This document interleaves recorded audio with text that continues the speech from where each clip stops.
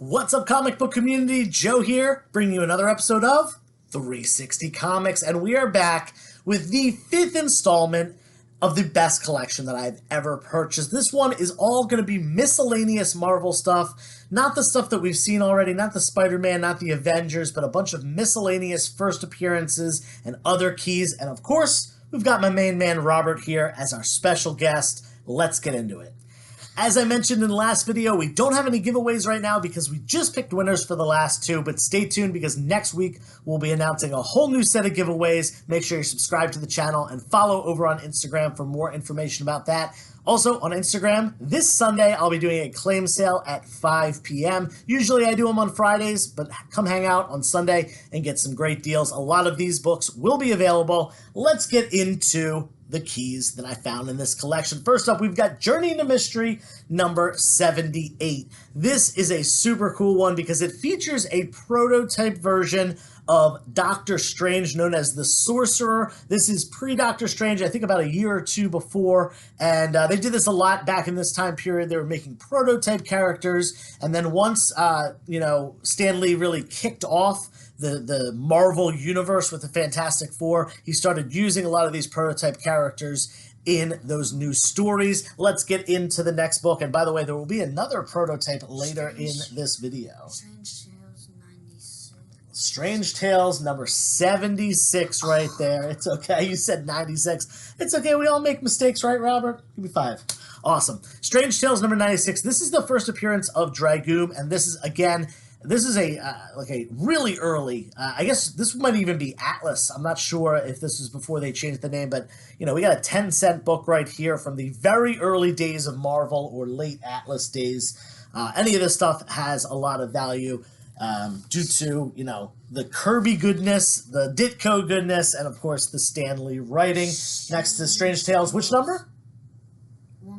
114. This is the third appearance of Doctor Strange, the second appearance of Baron Mordo, and it is also the first appearance of Captain America in the Silver Age, but it's not really Captain America. It's, is it the Acrobat? I think it's the Acrobat dressed up as Captain America. So it's a little bit tricky. First time that character was utilized, though, in the Silver Age. Really, really cool one. What's the next Strange Tales book we got there? Strange Tales 120. 120. First team up of Human Torch and Iceman. A very unlikely combo there. Very cool stuff. A member of the Fantastic Four teaming up with a member of the X-Men. This is, some really great Silver Age goodness. And we saw a lot of team-ups during this time period, and that was definitely one of them. Strange Tales number? 138 we got here. This is the first appearance of Eternity.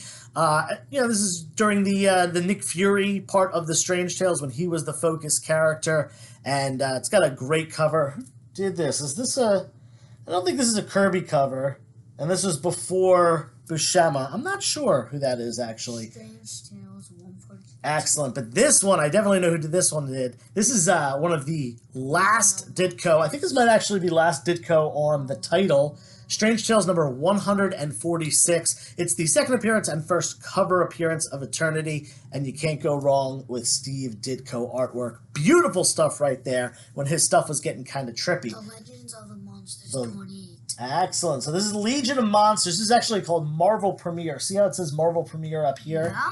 This is featuring the Legion of Monsters, issue number 28 of Marvel Premiere. This is the first appearance of the Legion of Monsters, this version at least.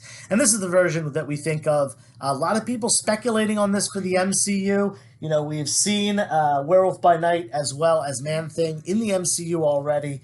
Morbius, we've kind of seen in the Sonyverse, but also a lot of people waiting for Ghost Rider. Great book from that 70s horror world. What's our next book? Shield 1. Excellent. Nick Fury, and it says something up here. It says Agent of S.H.I.E.L.D., not just Nick Fury Shield. Agent of S.H.I.E.L.D. Really small. Kind of hard to see that, but Nick Fury, Agent of S.H.I.E.L.D., number 1. This is the second Nick Fury solo series. They had Sergeant Fury and his Howling Commandos, and then he was given, kind of a reboot here as more of a, James Bond kind of character as an Agent of S.H.I.E.L.D. This is the number 1 Steranko cover, and actually this copy is signed on the splash page by Steranko himself. That's an awesome one.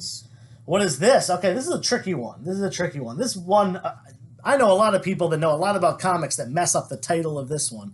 I believe this is called Marvel Now, .1, number 1. Isn't that a lot? Yeah. Yeah, like Marvel Now, .1, number 1.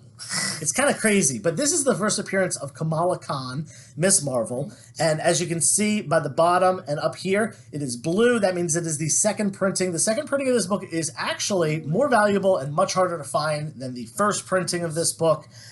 So, yeah, a lot of people will seek out this one, though it is not as valuable as the 1 in 25 variant, or 1 in 50. I forget what the ratio is on that, but this is still a solid pickup either way. What do we got next? It's 202. No, 002. Just number 2. What does that say? Gwen Secret Wars. Gwenpool's Secret Wars. This is actually Deadpool's Secret Wars number 2. This is a variant cover, though, featuring Gwenpool, and for not a lot of people know this, but she's actually not in this book. A lot of people will cite this as her first appearance, but that's not until Howard the Duck number 1. This is just a cover, just a cover appearance. I don't even think they had any incentive to like create the character, but I guess this was so popular that they decided to try her out, and that's what they did in Howard the Duck. But this is, first cover appearance, first printed appearance in comic books of Gwenpool. They did that with a lot of characters. There's actually a Groot book that has a Groot cover. It's Gwen as Groot. Ooh, who's that? Thanos. You know who that is, right? The big bad Thanos. This is issue number 13 of Thanos. First appearance of the Cosmic Ghost Rider. And Cosmic Ghost Rider is Frank Castle, the Punisher, as a spirit of vengeance. This has become a very popular book in the last couple years. And a lot of people really, really love that run. Yes. What are we doing? Oh, he says, what do we do with this? Well, it's okay to show all 3 at the same time, so why don't we do it? We got a triple right here. 3 copies of the same book in this collection. A pretty hard book to find as far as a modern book. This is Moon Girl and Devil Dinosaur number 1. It was a lower print run book, but still a very popular character who currently has her own television show. Have you watched Moon Girl at all? No. No? Okay, we're going to have to watch Moon Girl tonight because this is a really, really cool show. I've seen a bunch of episodes of it myself, and I find it very enjoyable. Yeah, her first appearance, obviously Devil Dinosaur's first appearance was way back in the 70s in Devil Dinosaur number 1. What do we got there? X-Men. It is an X-Men book. It is, the real title of this is Marvel Superheroes Winter Special. I believe it's Marvel Superheroes number 8. Is the actual number for this. This is the first appearance of Squirrel Girl. 30th. That's the 30th anniversary. But this is the first appearance of Squirrel Girl. Do you know who Squirrel Girl is? She's not on the cover, but she's a cool character. I'll have to show you Squirrel Girl sometime. First appearance of Squirrel Girl. I think we will see a Squirrel Girl in the MCU, whether it's, a television show or in the movies. I think that character will be brought to life, for sure. What's next? Nova. This is Nova number 1. This is the first appearance of the original Nova, Richard Rider. Nova's been speculated on for the MCU for a while. I don't think there's been any confirmation. I think there was a rumor about a show coming. Would you watch that show if there was a Nova show? Yes. Yeah, okay, cool. But people don't know if it's going to be Richard Rider or one of the other versions of Nova like Sam Alexander, but this is still the first appearance of any Nova. So that one is kind of the best one to have. Who's that? She-Hulk. She-Hulk. We saw this one right in the beginning. She-Hulk number 1, first appearance. This is the last character created by Stan Lee during his time as a writer at Marvel. And yeah, this is, you know what it is. It's first She-Hulk. Great character. I really liked the show. Some other people didn't, but I thought the show was extremely comic accurate and super fun. Didn't have the best ending, I'll admit that, but the show itself was very enjoyable, in my opinion. Moving on, we got, back to the Silver Age here. This is another Marvel Superheroes book. This is Marvel Superheroes number 12, featuring the first appearance of Captain Marvel, the original Captain Marvel, not the one from the MCU that is Carol Danvers, who started off as Miss Marvel. She did come in the very next issue, though, Carol Danvers' first appearance, but this is the first appearance of the OG Marvel version of Captain Marvel. Defender. There we go. Defenders, just like in soccer. You play soccer, you have defenders on your team. Well, these are the defenders too, but they're superhero defenders. This is the first appearance of the team. Initially, Hulk, Namor, and Doctor Strange, eventually being joined by Silver Surfer and a plethora of other characters, but Silver Surfer, kind of the main one there. This is a really cool book, and I think they're going to eventually break off into some other teams other than the Avengers and stuff, so we might see a Defenders team. In fact, we have all three of these characters now in the MCU. Hulk and Doctor Strange are sticking around, it seems, and Submariner has just showed up in the recent Black Panther movie. Up next, we've got, okay, so we're into the 5 best books in this collection now. The 5 best miscellaneous Marvel books. This one right here, boom, you may have seen it on my Instagram this morning. I just posted a picture of it, or actually, it would be yesterday, because I'm going to post this video tomorrow, the day after filming. But anyway, this is the first solo Submariner book in the Silver Age. I believe it's an Origin Retold book. Great cover, and definitely a very collectible book. It was crazy high last year before this character came to the MCU. Since it's cooled down, but I think the character's here to stay, despite the legal issues surrounding the actor. We'll have to see how that pans out, but either way, this book is always going to hold some value, being Subby's first and most attainable Silver Age appearance. Solo appearance, rather. Ghost Rider here. This is not the Ghost Rider most people think of, though. This is Carter Slade, the original Ghost Rider, like a cowboy-esque character, a Western-style character who eventually was changed to the Phantom Rider to distinguish himself from the more popular Johnny Blaze and other Ghost Riders. But this is a really cool Silver Age book, and a lot of people that pick up Ghost Rider stuff do end up picking up this. You know, big fans of Ghost Rider will grab this book as well. So this will always be a very desirable Silver Age key. Werewolf by Night. And you wrote a comic once about a werewolf, right? Yes. Tell the people about Where the Werewolf, right? You wrote issue number 1. When's issue number 2 coming out? I'm starting it right now. He's starting it right now. Okay. This is a different werewolf. This is Marvel Spotlight number 2, the first appearance of Werewolf by Night. I think that this book is a great book to have. We've seen the character on the screen already in one of the best Marvel releases of the last few years. And I think that they're going to dive a little bit more into that horror stuff because it did really well. People really enjoyed it. And I really hope they do, because I am a huge fan of Bronze Age horror. And yeah, this is a great book. I actually have to say, this might be higher grade than my personal collection copy. I have a graded 7.0 or 7.5, I forget. But I have a graded copy. This might be higher than that. I actually have it listed as a 7.5 or 8.0 on the back. So we'll have to wait and see. Academy Legend of Blue. Not Academy. Adam. What's his name?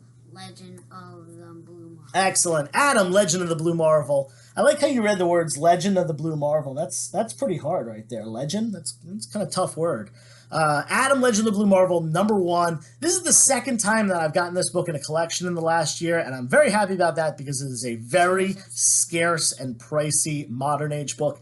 In fact, despite the market coming down significantly, 9.8s are still selling for about $1,000. This one's got to go off to CGC because it is, in fact, a contender. Hopefully I get the 9.8. Oh, whoa, you're just throwing this last book at me, huh? That's okay, buddy. Hey, this is a really cool one, though. And this is one that I've thought about keeping in my personal collection. Haven't decided yet. Tales of Suspense number 31. So this is pre-Iron Man. Before Iron Man was introduced in Tales of Suspense 39, 8 issues earlier, they did this prototype character who looks a lot like Doctor Doom. He was known as the Monster in the Iron Mask, and again, just like that first book that we saw, a prototype of a popular Marvel character. Where you going outside? This crazy guy. Really cool that this, this character looks so much like Doctor Doom, and it's very clear that they were testing something out, and it ended up not only working, but being one of the most important characters in all of Marvel history, probably one of the top 3 big bad villains as far as Marvel goes, and certainly the main villain of the Fantastic Four. Is that a cool book? Yes. It is. Definitely a cool book. Very stoked about this. And again, got to decide, is this something I want to keep for my personal collection? It's certainly a harder book to find. or is this something I can let someone else have? I still have to decide on that. Hope you enjoyed the video. Hope you enjoyed my little buddy Robert right here. He's a great helper, so make sure you give a thumbs up for Robert, and also make sure you leave a comment down below and let this guy know how well he did helping out with this video. I've got one more part left out of this collection. It's going to be the indie books, and then there's kind of going to be also an extra video, a 7th video that's going to be a collection wrap-up video. So look out for those next week, and until next time, turn the page, wash your hands.